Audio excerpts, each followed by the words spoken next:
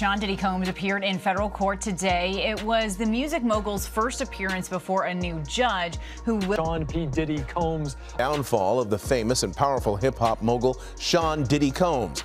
He is already complaining. Please let me out on bail. I promise no female visitors. My goodness. That a judge denied the second request for his bail yesterday. Let's first start there and give people kind of the backstory as to why did that happen. You won't believe what's going down Diddy the music mod. We all know just got into a wild fight behind bars.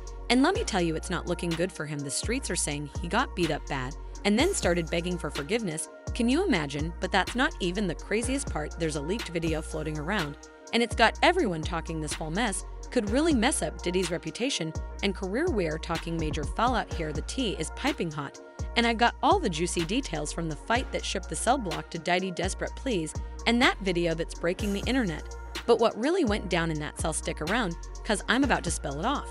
So these reports are coming in that a judge denied the second request for his bail yesterday. Let's first start there and give people kind of the backstory as to why did that happen. The process in New York is exactly the same as in North Carolina. Two parts. Is the person a likelihood to appear? Are they a flight risk? And do they have a likelihood to commit some crime, specifically a new violent crime? And then the third portion that the judge touched on in this case is, has that person in the past done some type of witness tampering? Have they attempted to try to, influence witnesses not to come forward? That's what the prosecutors argued in this case, and that the judge totally agreed that he had a history of attempting to make individuals that were participating with the government to not participate anymore. The judge felt that there were reasons. The judge actually said there are no conditions for release that would allow this case to continue to move forward with you out in public. Back to putting Diddy on suicide watch. I mean, I learned from you today, just from talking in the newsroom, it's really not as straightforward as you might think. As the former chief magistrate, you made decisions like this. So what exactly does that process look like? In the process, when we would set conditions for release in Mecklenburg County, for instance, all of the 30+ magistrates, determining if a person could go or leave, typically you're setting conditions either for a secured bond, unsecured, or a written promise to appear. However, if that person at some point decided to say, you know what, in the process of them talking to you or finding out what would happen, that they wanted to kill themselves, then you were required to notify someone immediately, look, this person has made suicidal ideations or thoughts, and now we're not safe with allowing them to leave. They're going to be held here. If they made that statement during the process of intake, for instance, the sheriff's department would decide to keep them there and wait and determine, okay, now we'll put them under evaluation because they're not safe to leave and or they may harm themselves or others. And so that process is definitely not straightforward, but there are red flags that go up instantly because nobody wants to be sued by this situation. Well, do you think anyone makes those statements on purpose? Have you ever dealt with a situation where they intentionally do that? Maybe they don't want to be with the other inmates? I've seen that happen in the past, but I can tell you if a person makes that determination, when you are on suicide watch, first of all, they're taking your shoestrings.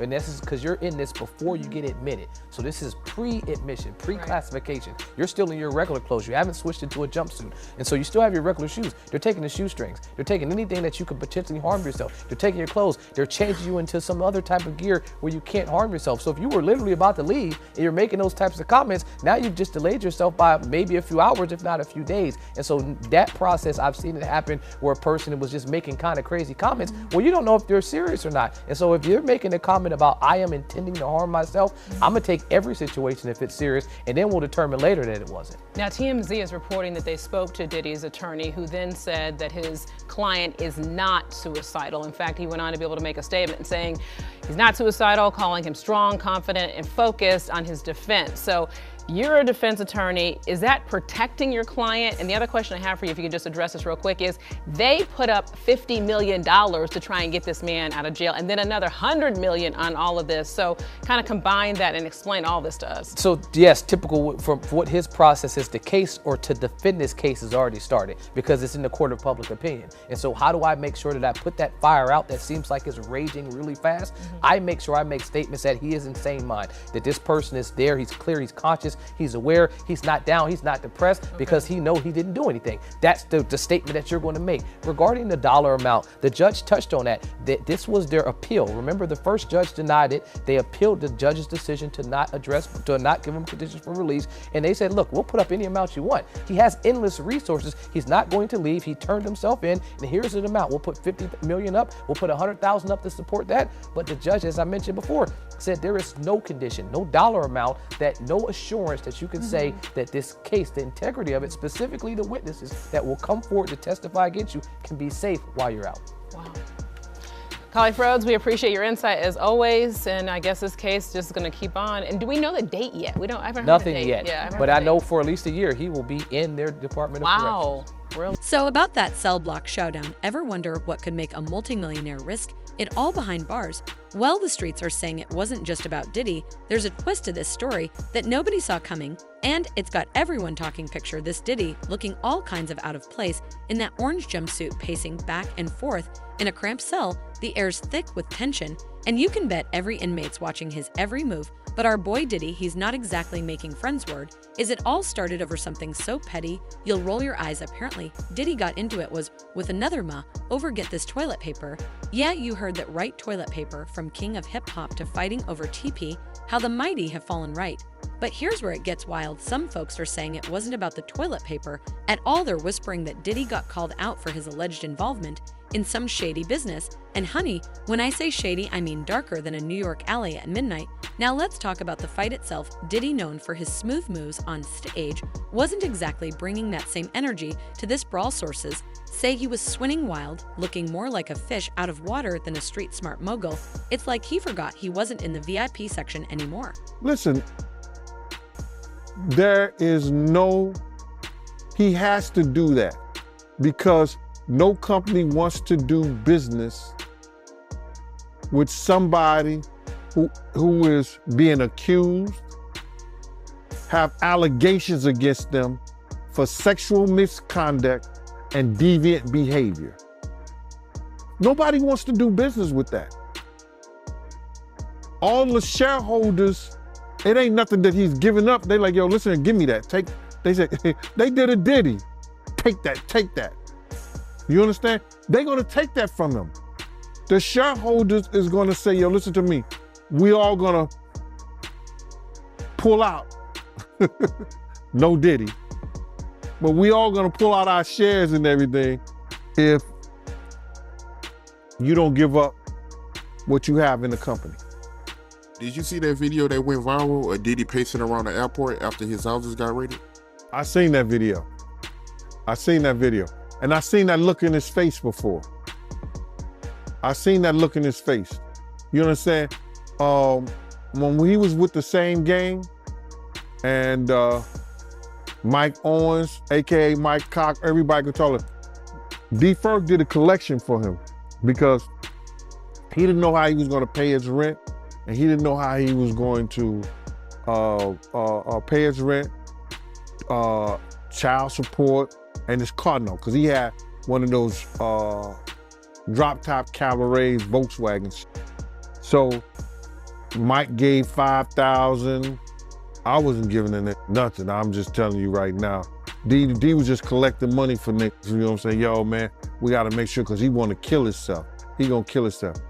Diddy had that pace, and he had that look in his face that he know something may be wrong, or they may have something on him.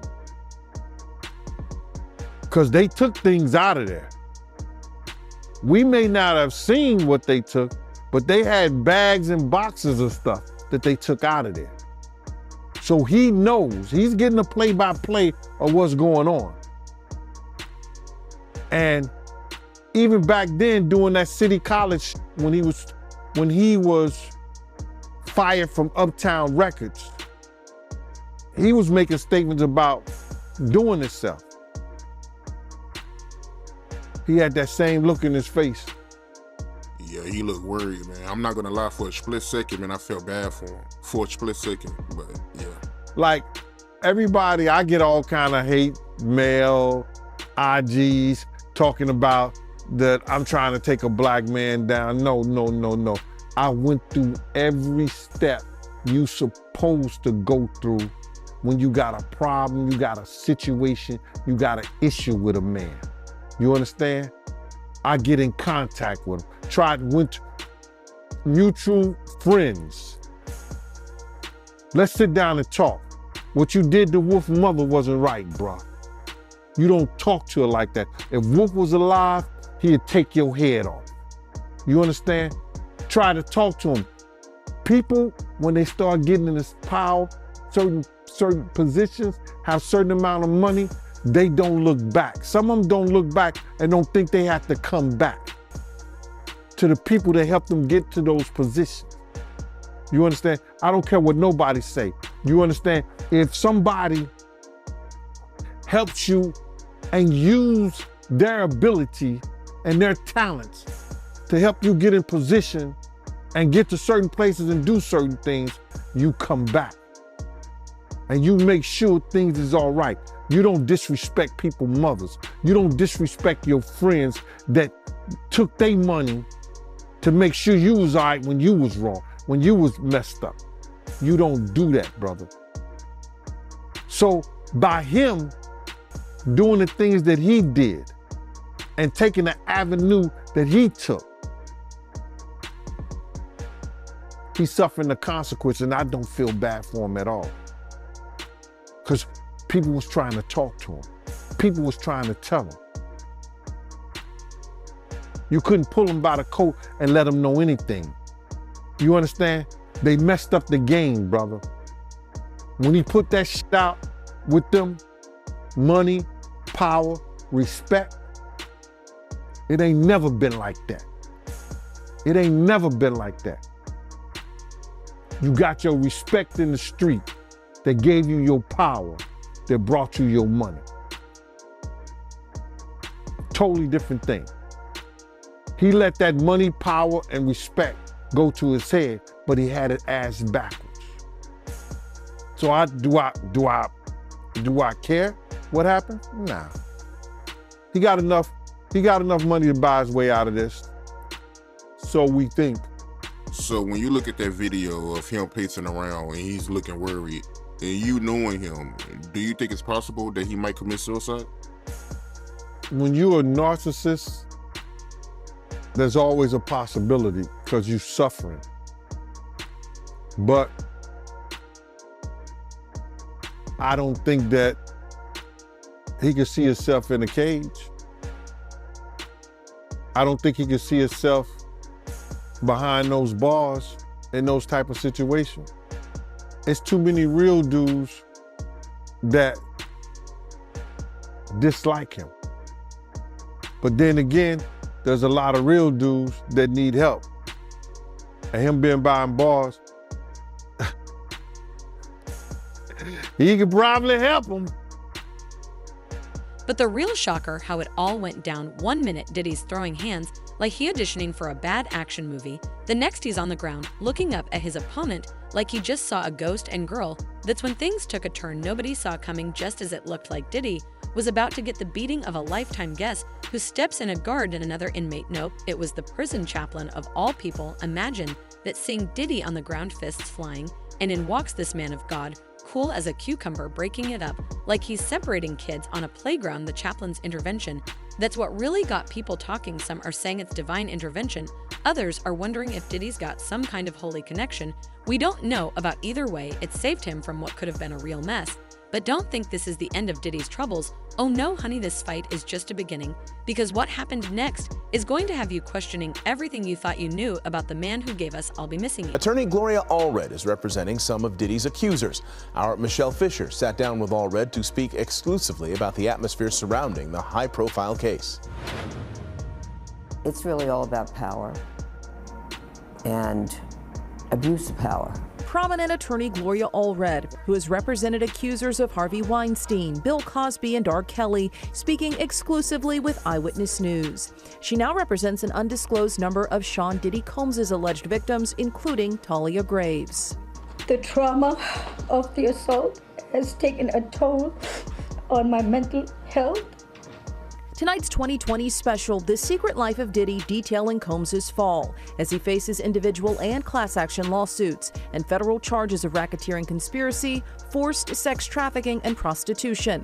He's pleaded not guilty, his attorney saying prosecutors are seeking to criminalize sex that was consensual. Consent is a big issue, and it is the government's burden in a criminal case to prove any charge and all charges beyond a reasonable doubt. That's a very high burden to prove. Combs is now asking a federal judge for a trial date next April or May, and we could see ex-girlfriend Cassandra Cassie Ventura take the witness stand. This despite an undisclosed settlement reached one day after Ventura filed a lawsuit against Combs last November, accusing him of rape and abuse. Even if there are confidential civil settlements, there's always an exception in the law. They can still testify in a court of law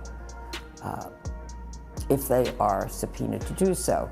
This bombshell surveillance video leaked in May showing a 2016 incident where Combs appears to assault Ventura, her friend Tiffany read detailing alleged verbal abuse in the 2020 special. And as soon as he answered, "Where are you?" So that was like my first time being like, something is wrong. Combs remains behind bars after 2 judges denied his request for bond, citing in part dangers of obstruction and witness tampering. Allred says it's a tactic we've seen before in high-profile cases.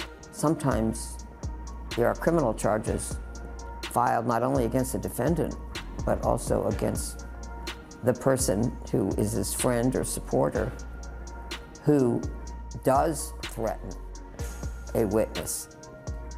And that was the case in the R. Kelly criminal case as well. In a third attempt to get out of jail and tell his trial, Combs is again offering a $50 million bond and promising strict home detention. His attorneys writing in a brief to a federal appeal court judge, quote, "Sensationalism surrounding his arrest has distorted bail analysis." Combs is due back in court on Thursday. Hold on to your wig. What came out of Diddy's mouth after that beatdown had even the hardest inmate shook. Is this the same man who once said he was born to fly C? Let me tell you, our boy was looking more like a flightless bird. After that scuffle picture, this Diddy sprawled out on the cold prison floor. His designer jumpsuit all messed up. The man who used to strut around in custom suits is now trembling like a chihuahua in a thunderstorm. It's a far cry from the Diddy we're used to seeing on red carpets and in music videos. Right now, let's talk about what went down after the fists Joe flying the streets are saying Diddy went from bad boy to sad boy real quick.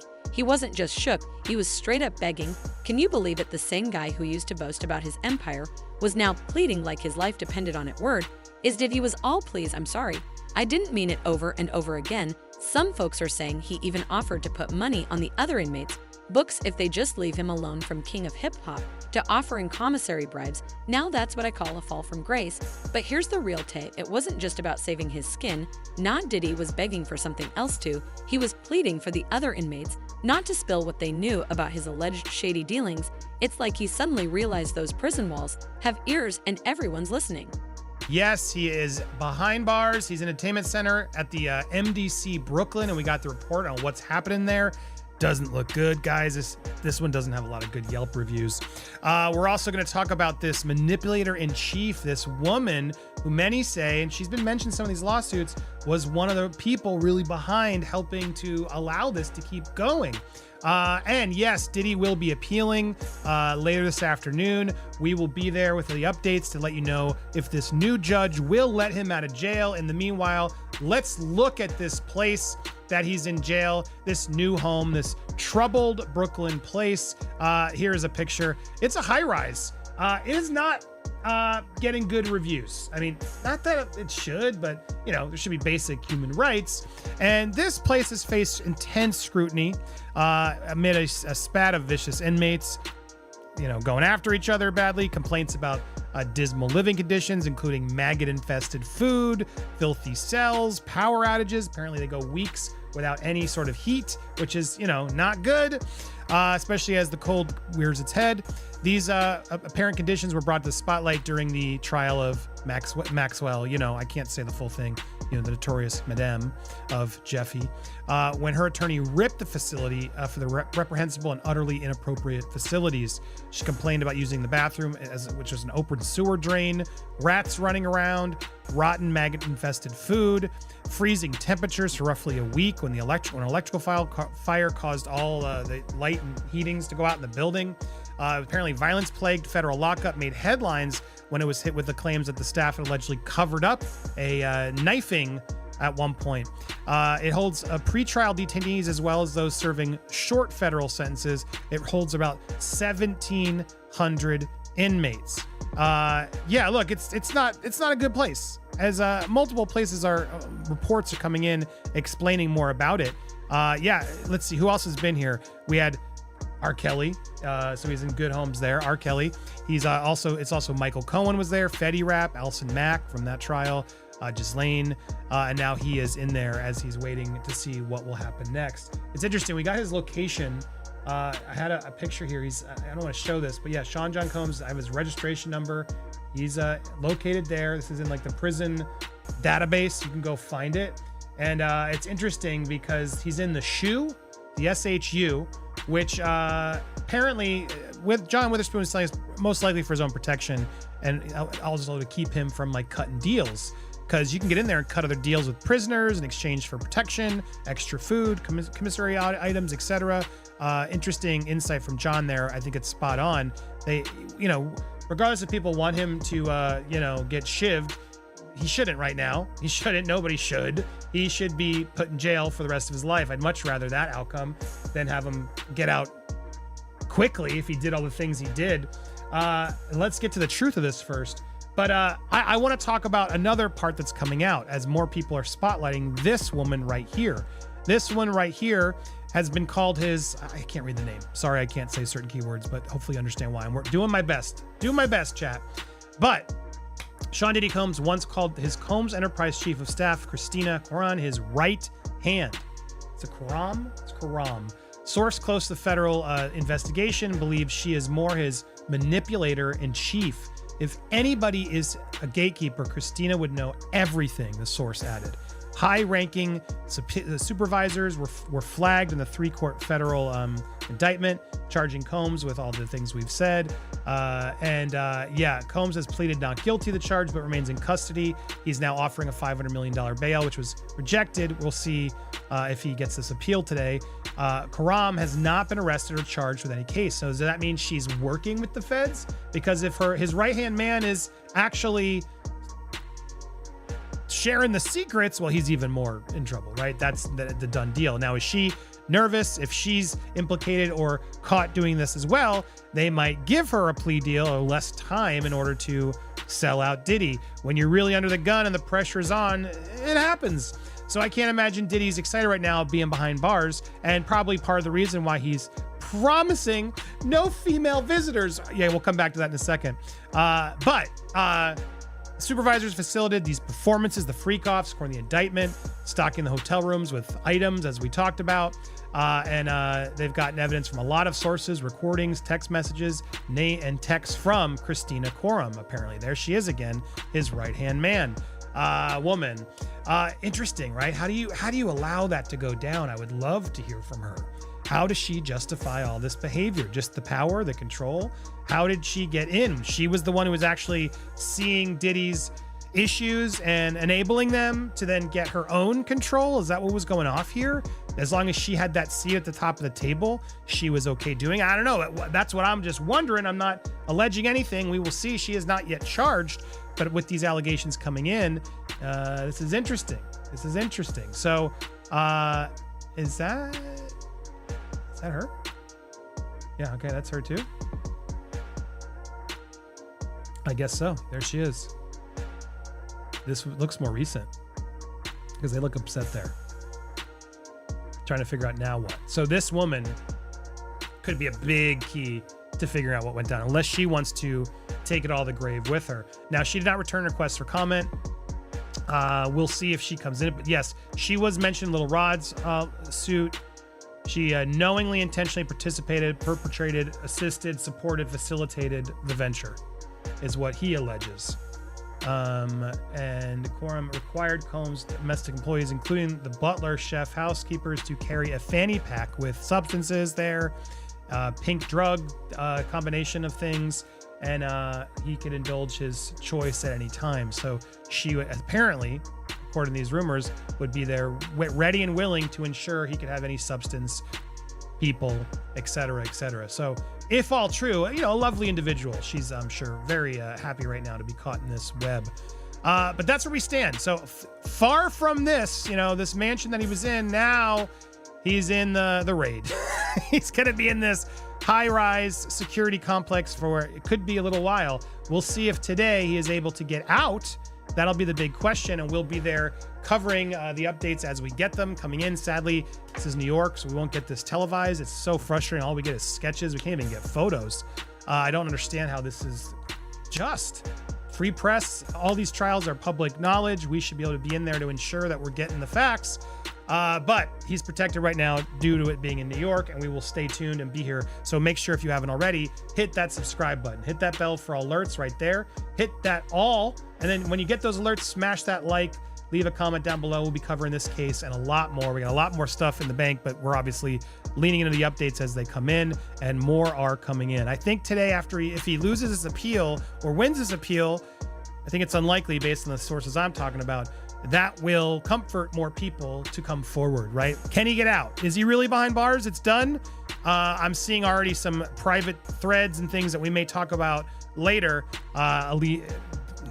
illuminating a lot of things. And I think more and more are going to come forward. Now you might be wondering, why would Diddy, the man who built an empire, resort to begging welfare, does funny things to people? But some are saying it's more than that. They're whispering that Diddy's tough guy act was just an act, and now with his back against the wall, literally, the real Shan is coming out. But don't think for a second that Diddy's pleas make everything all peachy. None of the other inmates, they were watching this whole scene go down, and let me tell you, they weren't impressed. Some were laughing, others were shaking their heads. It's like they couldn't believe this was the same Diddy who used to rap about being untouchable. One inmate was overheard saying, "Man, I thought this dude was supposed to be hard. Turns out he's softer than a pillow at the first season's ouch. That's got to hurt more than any punch thrown in that fight." But here's where it gets really interesting. While most inmates were clowning Diddy, there was this one guy who seemed intrigued. He was watching Diddy like hawk, taking in every word, every plea, and girl, the look on his face, it was like he just hit the jackpot. Makes you wonder what kind of secrets did he might have let slip in his moment of desperation, doesn't it? They did. We don't know what they subpoenaed, but we know that prosecutors believe Combs did not act alone. He's the only one charged, but they believe as the leader of what they've called a criminal enterprise. There were a network of people who worked for him, who enabled freak-offs, these orgies that women were allegedly forced to partake in after they were drugged and held against their will. So prosecutors are amassing a lot of evidence. That's all going to be part of this trial, now set for May 5th. And of course, that reignites the question here of, will we see more defendants named? But also, Aaron, we know that Combs' lawyers are accusing federal prosecutors and agents of leaking that hotel surveillance footage of Combs that prosecutors say shows him attacking his then girlfriend, Cassie Ventura. And Aaron, we know this was originally obtained by CNN, but what are both sides in this case arguing about that piece of video? Well, the defense is accusing the government of leaks, and they want it to stop. The government says that's a baseless accusation. The government didn't even have the video before it aired on CNN, a prosecutor said, and they said this was just a defense tactic to try and get a damning piece of evidence removed from the case. And Aaron, since you were in the courtroom there today, what was his demeanor like today? And does his team at all have a chance of getting him out on bail before this trial starts in May? Diddy was a lot more relaxed today, Kana. He looked a lot less bloated than we've seen him during prior appearances. He was in a jail-issued beige, kind of ill-fitting smock and pants. He was shackled at the ankles, no handcuffs, so he was able to wave to his mother and children who filled 2 rows of the courtroom. The defense is still asking for his release on bail, but they have an appeal pending before a federal appeals court. So there was no application today. And the defense, if they can't get him released, are going to stick with MDC in Brooklyn, this troubled federal lockup. So far, it seems to be going well, the defense says, though they say they reserve the right to try and move him somewhere else. Remember that intrigued inmate? Well, he wasn't the only one with his eyes wide open. A leak video is spreading faster than gossip at a hair salon, and it's showing Diddy in a way we've never seen before. The question is, are you ready for what it reveals? Girl, this video got everybody talking. It's like someone dropped a bomb in the middle of social media, and the shockwaves are hitting every corner of the internet. The story goes that this inmate, the one who was watching Diddy like a hawk, somehow managed to sneak a phone into the jail. Now, we all know that's a big no-no, but apparently, this guy thought the risk was worth it, so this inmate starts recording on the down low, catching Diddy in his most vulnerable moment. The video, barely a minute long, shows our boy Diddy looking like he's been through the ringer, his usually pristine appearance gone, that swagger we're used to seeing nowhere in sight. Instead, we see a man who's clearly shaken his eyes, darting around like he's expecting trouble from every corner. But here's where it gets wild. In the video, you can hear Diddy's voice all shaky and desperate, saying things like, "I'll do anything, just please don't tell anyone what you know." It's like watching a completely different person. The Diddy we know, the one who's always in control, he's nowhere to be found in this footage. One of my friends who was actually in the studio with him said that Homeland Security brought him in, and this dude is he's a fraternity brother of mine, but he's also a producer, an engineer, and he was in the studio the night one of the girls made a complaint. The night something happened to one of the girls, and he told the lawyer everything that the girl told him, which was crazy. And Homeland Security brought him in, so he told them they wouldn't let him know what they were doing, but it seemed like that something might happen before Labor Day. Wow, before Labor Day? Yeah. They working hard on this, bruh. They working hard. You gotta realize they working with a lot of stuff. They working with the taxes. They got lawyers for the taxes. They got lawyers for the complaints for the, what you call that? SA, sexual assault complaints. They got lawyers for, what else? The drugs, the gun trafficking. They got different lawyers working on all those things, bro. And they got witnesses. If you don't mind me asking, what was the girl saying to the lawyers? Oh, the girl has said that that same shit that happened to little Chris, he gave him a bottle of champagne or wine or whatever like that. And once she drank it, she became a certain way and found herself giving him a fellatio in the studio in front of people. The dude said he walked out because he was appalled. He had just had a daughter. So he walked out. So he was appalled. That's what he told me. So I'm like, damn, team. He said, yeah. So the same thing that she told her lawyer, he told the lawyer and Homeland Security. And he was actually there, a college graduate, you understand? Working, good dude, perfect witness. He told, the engineer told Homeland Security and her lawyer the same exact thing she told them. He said he was appalled at what he saw and walked out. So they got witnesses. They got witnesses, bruh. They have a lot, people want to make up stuff, but they got people who was there that was witness and speaking about it. See, people get mad because I'm saying it first. They hearing it from me. But I could care less how somebody else feel or think. I'm not here to praise Diddy. No, I'm not. Like Brutus told the sentence, I'm here to bury him. Now let me tell you about the reaction online.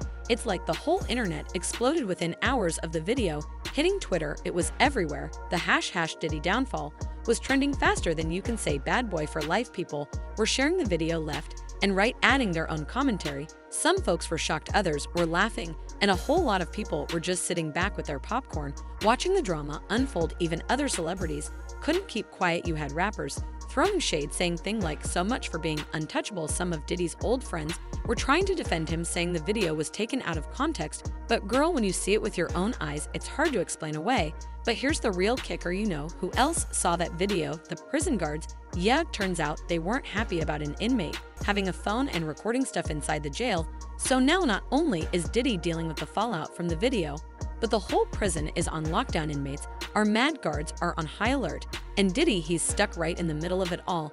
And just when you thought it couldn't get any messier, guess who else decided to weigh in? Diddy's ex, the one he's had all that drama with lately. She dropped a cryptic post on Instagram right after the video leaked, saying the truth always comes out in the end. Now, she didn't mention Diddy by name, but we all know who she's talking about. But let me tell you about the unexpected consequence of all this. You think Diddy would be the one taking the biggest hit, right? Well, Hold on to your seat because this twist is going to shock you. It turns out the person who's really feeling the heat isn't Diddy at all, it's his longtime friend and business partner. Let's call him Mr. X. Seat. In the video, Diddy let slip something about their joint business dealings, and now Mr. X is scrambling to do damage control. He did enough wrong for people around us, 2 people around us. He did enough wrong to their mother. He did enough wrong to them. He need to pay the piper. I don't care what nobody say. You can feel whatever you want to feel. You can call Gene Deal whatever you want to call Gene Deal. You can say whatever you want to say. But I came here November the 18th, 2018, and I told y'all from Jump Street, I didn't know I was going to get a platform like Art of Dialogue. I didn't know I was going to get a platform like MREC, different people who helped me build this up. Did I have my own show? Everybody want to come here and think that I just talk about Diddy. You come to the Gene Deal show, you see a different thing. I talk about everything. But when I'm come to do an interview, I answer the questions. And my thing of it right here is this, is that I'm not here to praise somebody. A real man don't hold or bite his tongue for nobody when injustice has been done to people, first of all, that he got love for. And second of all, for when somebody know that somebody is wrong. I've been saying the same shit since 97, Mighty. I was the one in there holding Big's mom's hand while she crying. These people come over here, I initiated a lot of this stuff for these YouTubers to go to their platforms and talk about stuff, because they sit around and talk about stuff that I didn't say, that they didn't heard on the Art of Dialogue. You didn't birthed a lot of these fucking content creators. Yeah, I mean, you're right about that. I mean, a lot of platforms, did start talking about it after, we've been talking about it for years. So, yeah, you're right about that. And they were scared at first, Mighty. They were scared to say anything. But my thing is this, right? With all the money and fame that Diddy has, why is he out here drugging females to get fellatio? You would think, him being who he is, he don't got to do that. Bruh, he's a different dude from when I was around him and people was like Suge even said that Puff is different now. You understand? When he went to California, man, that's a whole nother stuff, man. Dudes in New York wouldn't even, he probably was doing a little of that stuff right there in New York around people and things like that, but he knew who to do that around. You understand what I'm saying? He knew who to do shit like that around. And when you don't have no conversation, he said it before, he don't know how to talk to women. He don't have no conversation for Jennifer Lopez. I seen him, I was there when they had conversations. She would say some fly shit to him. You know what the perfect day would be with me and you just sitting out here, eating, just sitting out here, having a light lunch, drinking some wine, and just talking and talking and talking. She would say stuff like that to him. You know what I'm saying? And this nigga be looking like he's stuck on stupid. So I've seen him have conversations. He would say to Wolf and them, yo, man, I don't know how to talk to girls. But when you got that kind of money, you shouldn't have to know how to talk to girls. Or read a book and learn how to talk to them. Can you believe all this drama? Diddy's gone from bad boy to sad boy real quick. First, he's throwing hands over toilet paper, then he's begging for mercy like his life depends on it. And now that leak videos got everyone talking, the streets are saying this could be the end of Diddy as we know him, his empire shaking, his reputation in tatters. And don't even get me started on what this means for his music career. It's like watching a train wrecking slow motion and nobody can look away. But here's the real question, is this just another day in celebrity land? Or are we finally seeing the cracks in the facade? Cause let me tell you, if Diddy can fall this hard, nobody's safe. The tea's still brewing, and there's more to come.